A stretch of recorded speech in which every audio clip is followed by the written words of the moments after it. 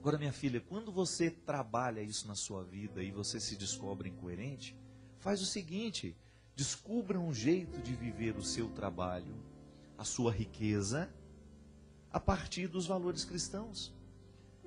Não é nenhum pecado ser rico. Não é pecado ser rico. Pecado é ser sovino, né?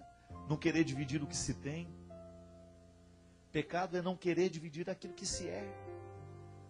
Então, se você tem influências sociais, faça de tudo para realizar um trabalho bonito na sociedade que você vive. Não seja aquela madame fútil, por exemplo, né? A gente encontra tanta madame fútil que a única preocupação que ela tem é o último pó que saiu para aquilo, o último creme para esticar a ruga, né? Ou o cabeleireiro, a última tinta. Não seja uma madame fútil, porque essa futilidade, ela não permite que você viva o que há de mais bonito no seu coração.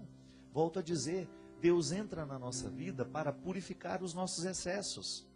Então você tem todo o direito de ser uma madame, uma mulher bonita, bem arrumada, que você tem condições para isso, mas ao mesmo tempo você tem sensibilidade para viver com simplicidade, para dividir o que você é e o que você tem com as pessoas que você conhece.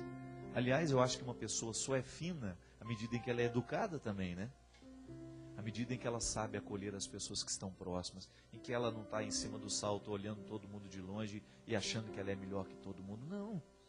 Eu acho que, eu fico vendo isso no trabalho que a gente realiza, né?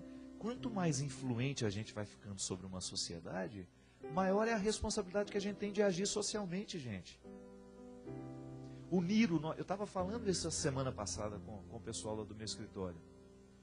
Quanto mais fica conhecida a nossa música, quanto mais reconhecimento tem o nosso trabalho, maior é a nossa responsabilidade de unir o nosso nome, o nosso dinheiro, aquilo que rende do nosso trabalho, com as necessidades que estão aí do nosso lado. As instituições de caridade, aquelas realidades que precisam materialmente e espiritualmente de nós.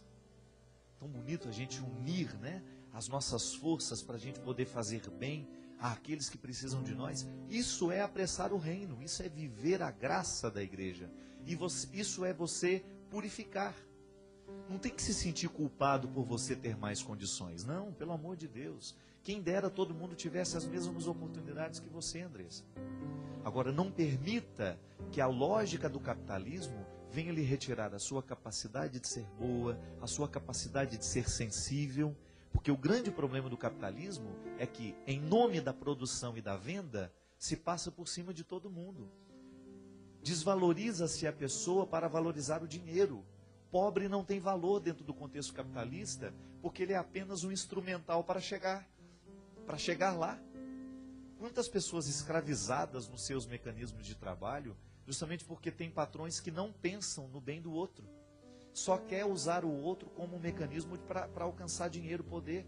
É contra isso que nós precisamos trabalhar. Mas não significa que agora nós vamos ter que fazer o mundo ficar pobre. Não, não é isso não. A pobreza que a vida religiosa propõe, que a vida sacerdotal propõe, é muito mais do que pobreza material.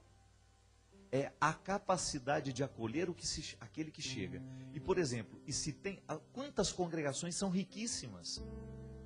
O grande pecado que essas congregações podem realizar é justamente no momento em que elas se fecham na riqueza que têm e não fazem nada pelos pobres. Não é verdade? Quando você percebe que o dinheiro é administrado para ficar rendendo isso, aquilo, papapá, mas não existe nenhum comprometimento social com a sociedade. Não. Isso nós não podemos admitir. E é aqui que a gente tem que entrar. Não tem que fazer a crítica das congregações, da igreja, não. Tem que fazer a crítica a partir de mim. Eu sou padre Fábio, eu tenho um trabalho, eu luto no meu dia a dia, eu trabalho para sobreviver, sou eu que pago as minhas contas, eu sobrevivo daquilo que eu faço. Mas e agora? Como é que eu administro o que rende do trabalho que eu realizo?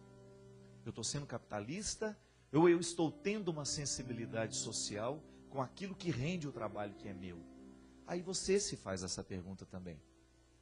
Você não precisa ser padre para se perguntar isso. Andressa, e é essa pergunta que todos nós temos que fazer para a gente poder dormir em paz com a nossa consciência.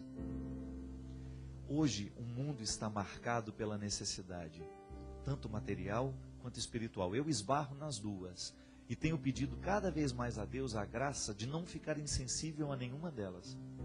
O que a gente puder fazer, nós temos que fazer. Eu, por exemplo, nasci numa família pobre. Meus irmãos são pobres até hoje. Ajudar os meus irmãos, para mim, é uma responsabilidade social. Estou errado? Não estou. Não adianta nada eu ficar fazendo as minhas caridades lá para a instituição tal, se de repente eu não estou sensível à necessidade dos meus irmãos. Isto é uma responsabilidade que se impõe ao meu coração sempre. Quando eu precisei assumir uma nova postura de vida, justamente por causa disso, precisava cuidar da minha mãe. É uma responsabilidade social que eu tenho. Mas isso não me fecha no meu mundo com as minhas necessidades. Não.